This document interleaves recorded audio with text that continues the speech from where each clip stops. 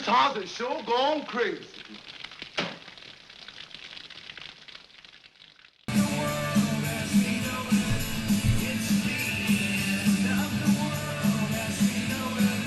Heavy sigh.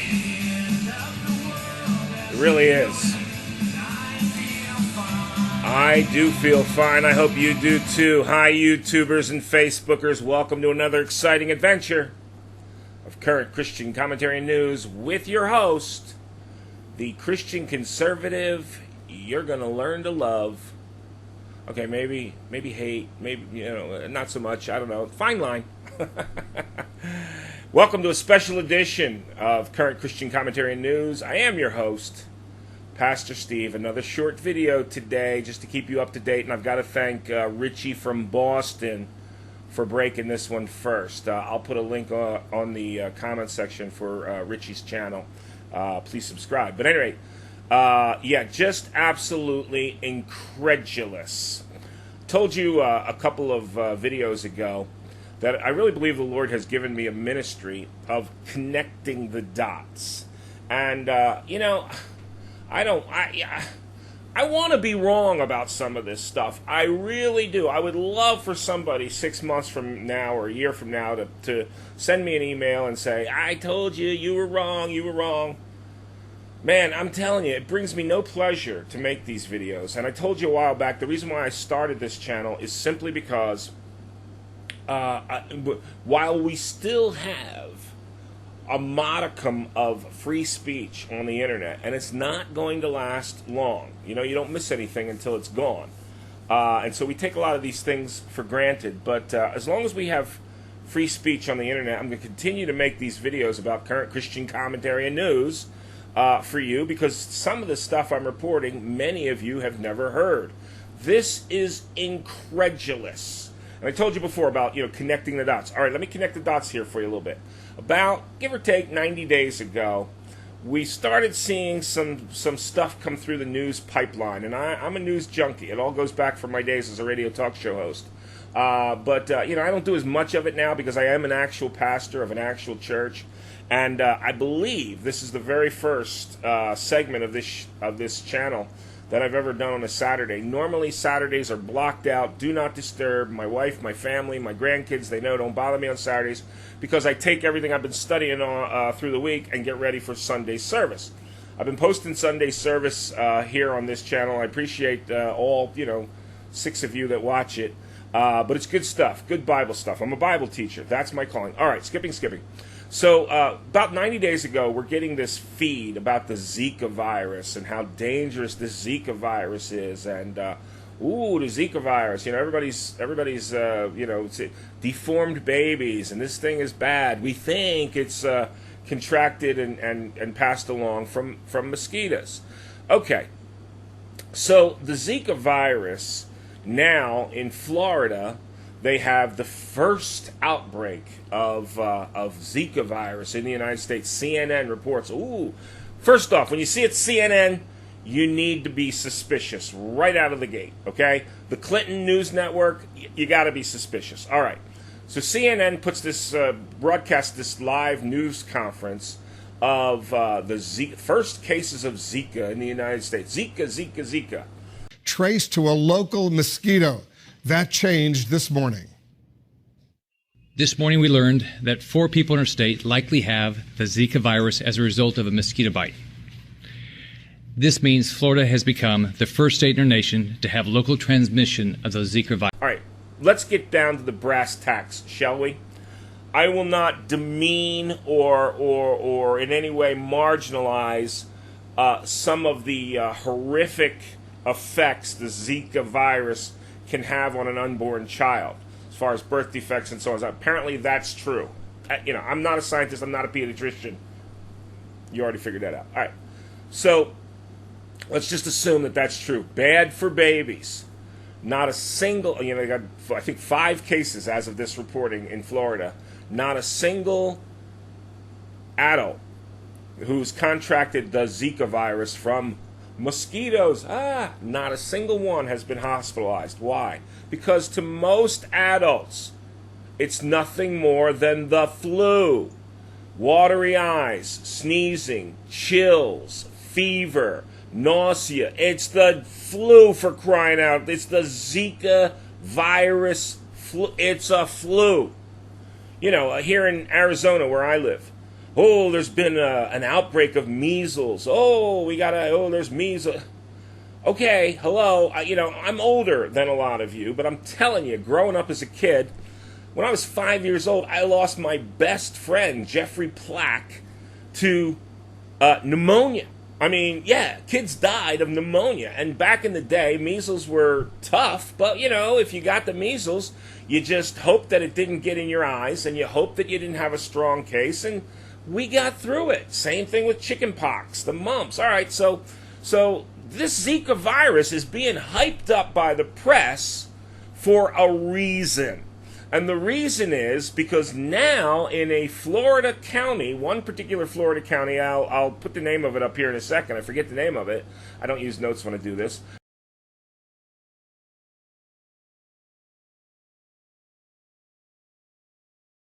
But now the federal government, get this, folks, I want you to pay attention. I want you to send this to your friends. Federal agents are now knocking on people's doors in and around where this Zika virus was found, demanding, not asking, not requesting, demanding a urine sample from citizens. Now, this is where it gets really murky. And some of you understand this, and some of you are scratching your head saying, what? Well, what's wrong with that? I mean, it's for your own good. Look, Newt Gingrich said the second biggest lie that was ever told is, we're from the government, and we're here to help you. Not so much, all right? So keep that in mind. The government is not your friend. Yeah, they can do a lot of nice things and so on, so I'm not going to get into that today. All right. So now they're walking door to door, federal agents demanding that you provide, if you live in that area, a urine sample. Hello? Can you say unconstitutional? Can you say the Fourth Amendment, the right not to have your property seized or what? Well, it's only a urine sample. I understand it's only a urine sample. It's kind of like when they had martial law in Boston without declaring martial law, when those two alleged terrorists blew up the marathon. Man, those people in those neighborhoods you couldn't go out of your house. Since when does the police, without declaring martial law, without a court order, get to tell you you're not allowed to stand on your own front porch? Yet that's exactly what happened.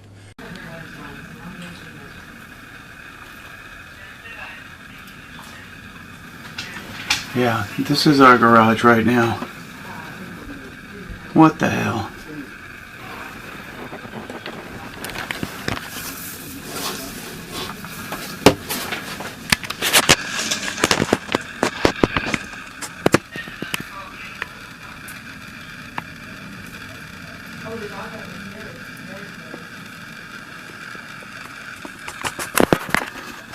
This is what we woke up to this morning.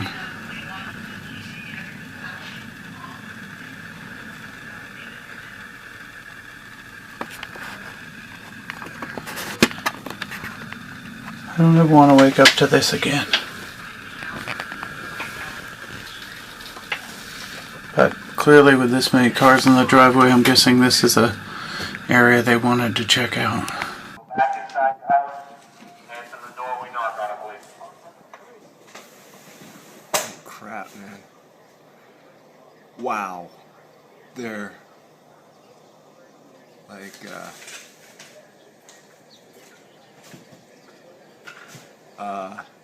men with machine guns coming towards us.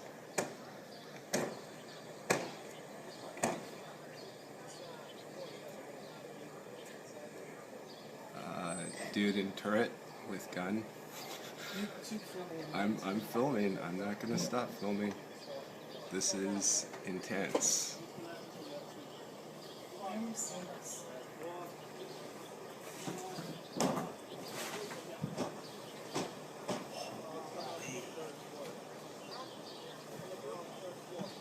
Close your window, go back inside your house, answer the door. I am. Folks, they're training us. They are conditioning us. This is why I'm so upset about what's going on down in Florida now. Federal government's knocking on the door, demanding that you give a urine sample. I'll put a link to an article up here, which I'm pretty sure that Richie used. But folks, they're trying to train us. 1984, George Orwell. I think it's George Orwell. Anyway, everything he's talking about is coming to fruition. You're just hyping this up, Steve. No, I'm not. They have attacked an unarmed village with rocket bombs and murdered 4,000 defenseless, innocent, and peaceful citizens of Oceania. This is no longer war. This is cold-blooded murder. Until now, the war has been conducted with honor and bravery, with the ideals of truth and justice, in the best traditions of mankind, until this moment. Brothers and sisters, the endless catalogue of bestial atrocities which will inevitably ensue from this appalling act must, can, and will be terminated. The forces of darkness and the treasonable maggots who collaborate with them must, can, and will be wiped from the face of the earth. We must crush them. We must smash them. We must stamp them out. We, the people of Oceania, and our traditional allies, the people of Eurasia, will not rest until the final victory has been achieved. Death to the eternal enemy of Oceania. Delano Roosevelt once said, "I ask you to judge me by the enemies I have made." You've all made a few people upset over your political careers. Which enemy are you most proud of? Secretary Clinton? Well, in addition to the NRA, the health insurance companies, the drug companies, the Iranians, probably the Republicans.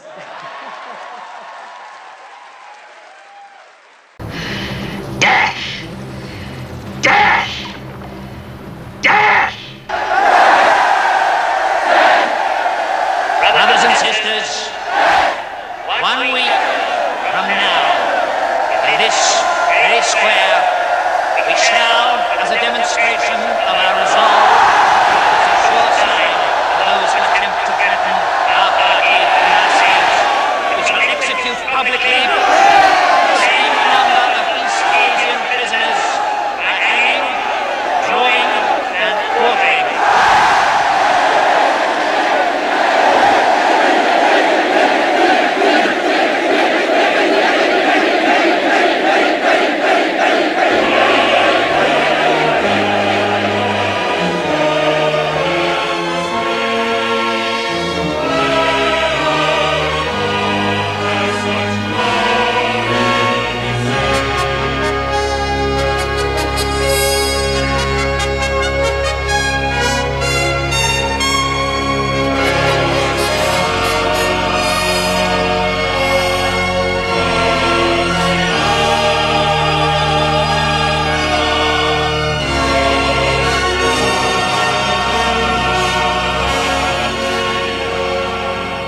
I'm warning you.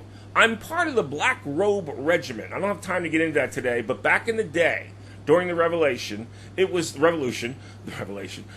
Revolution, the pastors, the Bible-believing pastors of the church were called the Black Robe Regiment. Why? Because the church houses were used for meeting places.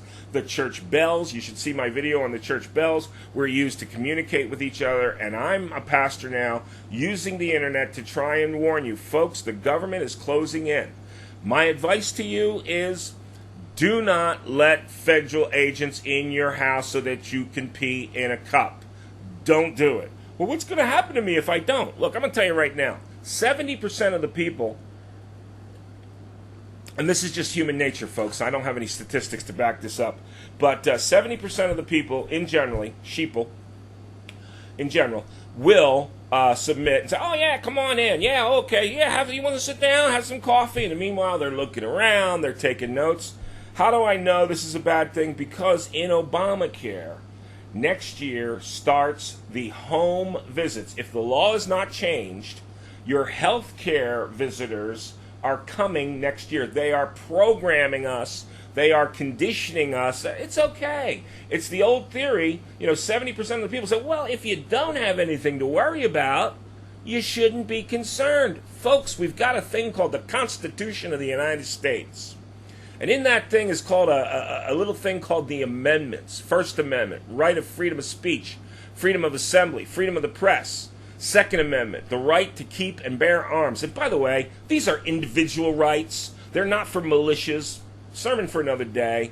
Fourth Amendment, the right not to have your property searched or seized. This is no different than King George's Redcoat Army stopping your cart, your horse, and searching your belongings without a warrant, without anything. Now, this warrant thing, I'm going to tell you right now, if it gets pushed to its furthest conclusion, I'm just telling you the way it's going to be. Some federal judge somewhere will say, yeah, it's okay for the police to come into your house against your will. This is an unbiblical practice, and another reason why I'm so concerned about it. Old Testament, New Testament. I'll throw a couple verses on the comments for you, but the sanctity of your home, and I don't care whether you rent or whether you own, the sanctity of your home is a God-given right. We hold these truths to be self-evident, that all men are endowed by their Creator with certain inalienable rights, among them life, liberty, and the pursuit of happiness. This is one of your rights.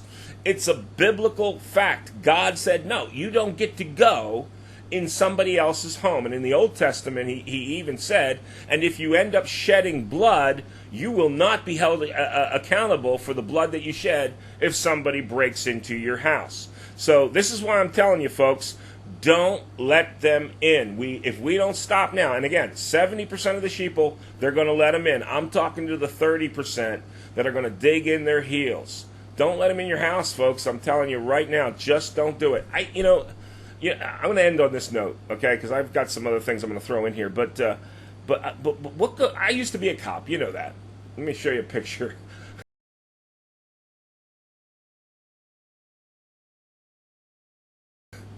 Okay, little thin air maybe, but yeah, I was a cop in the Philadelphia area for quite a long time. What goes through these cops' minds? Do they not I guess not, because when I was in the police academy, I was pretty brainwashed too. The brainwashing goes something like this. Everybody in this room, everybody with a badge, everybody in blue, they're your friends. The rest of the world is your enemy. They're all out to get you. And when you hear that for 9 months straight, you come out of the police academy, full of vim and vigor, and I've gotten a lot older and a lot wiser, folks. I'm telling you, already, 1984 coming to your door. Ooh, somebody should write a song like that. Hey, listen, today's Saturday, July 30th. It's going to be August any day now. We're getting closer and closer to, maybe the stuff hitting the fan. I would never be so happy to be wrong in my life, but I think we're only 2-3 months away now. But again, sermon for another day. Zika virus. Let me tell you a secret. It's the flu. It won't kill you. Yeah, all viruses can be bad for babies in the womb. All viruses can cause bad things. I get that part. But like I said, we saw this about 3 months ago, and now all of a sudden press conferences, and now all of a sudden federal agents kicking indoors. All right, they're not kicking them in, but what are they going to do when somebody says no? What are they going to do for the first guy that drops his pants and tries to urinate on the cops for trying to come into his house? It's going to get ugly, folks. It's not going to get much better. Our only hope is Jesus Christ and Him crucified. Are you saved? I hope so. God bless you. God bless you and yours. It really is the end of the world as we know it. But I feel fine. I hope you do too. Wait for it. It's my favorite part. God bless. We'll see you soon. Hey, don't forget to go to church.